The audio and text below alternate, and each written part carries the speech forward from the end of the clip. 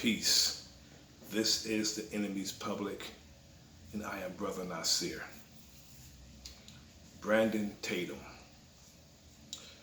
Dude, I know you're not that brain dead. Now, Brandon Tatum is a ex-Tucson, Arizona police officer who is an advocate for white supremacy. Every time something comes out and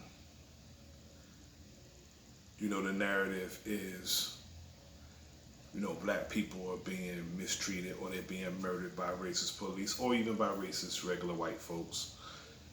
And Brandon Tatum is a man who quit his job to work for a media who's just totally against black people, a propaganda machine.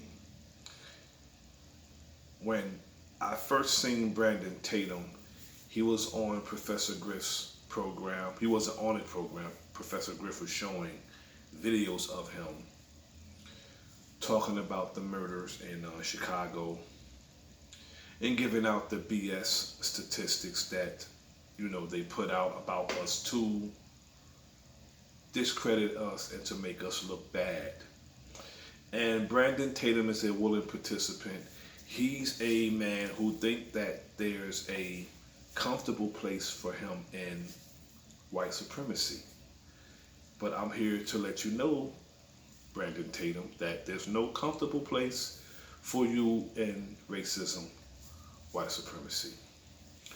Brandon Tatum is the type of Negro that would put his hand in Derek Chauvin's pocket and push it down, putting pressure on the neck of a black man, such as our beloved brother, George Floyd. That's the kind of Negro that Brandon Tatum is. And when I first seen him again, Professor Griff was showing this Negro in his madness. Now, I did a little digging and, tried to find out what department was this dude on and, some other things about him. And I did a little digging and I found out why he do the things that he do based on who he's married to.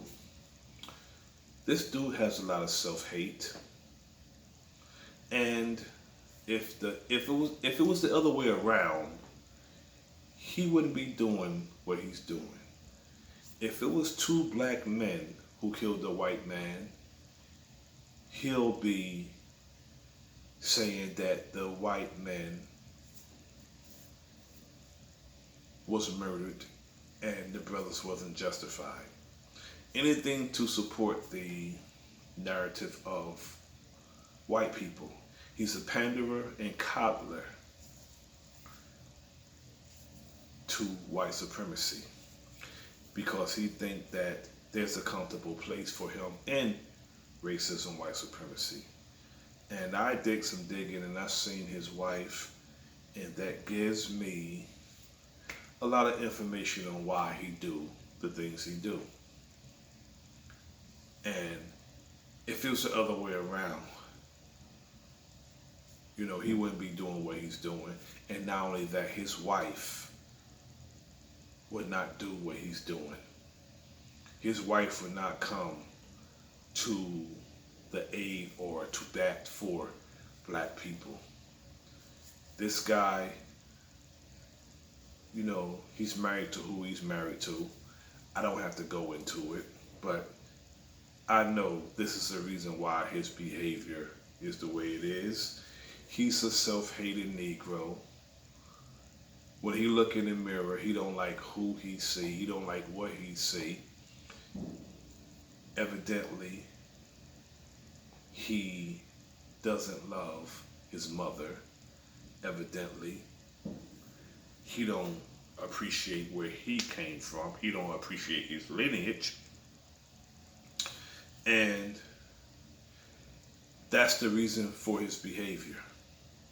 He thinks that because he didn't experience being pulled over by the police and harassed, profiled in a store, shopping center, that his personal experience represents the whole of black people.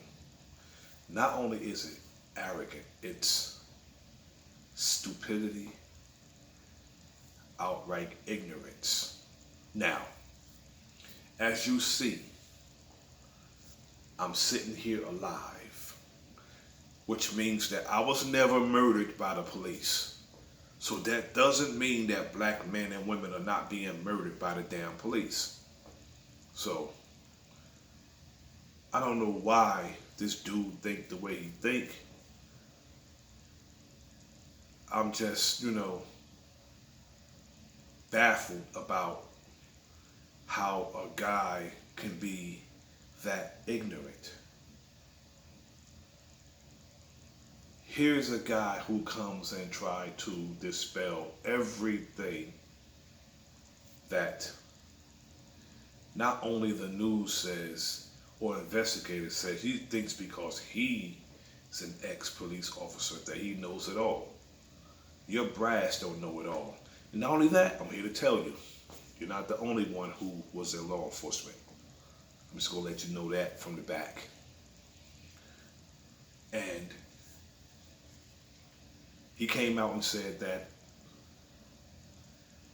the McMichaels, Travis, and whatever the father's name is, I forgot the father's name, is Gregory, I think, were justified in killing Ahmaud Arbery. And so were the police officers in Atlanta, going totally contrary. It seems like every time a black man is killed, he tries to justify the murder of the black man. Let me tell you something. Karma is something else. You're going to be pulled over.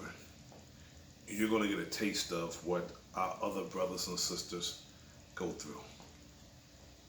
Mark my word.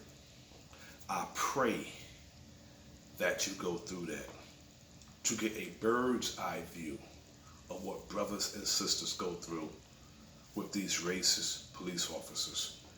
Because not only that, the time that we're living in,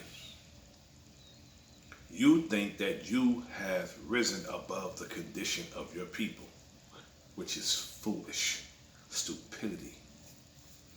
And you're going to see. You're going to see. Now, I've seen who you're married to, which explains your behavior.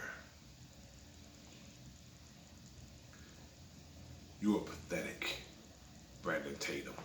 You are pathetic. You get out here, you do your program on YouTube, and you coddle and you pander for white supremacy, which explains why you get so much support, why you have so many views. Anybody who supports white supremacy, if I put on the KKK uniform, I would have millions of views, hundreds of thousands, probably members of millions of subscribers if I did what you do. But I refuse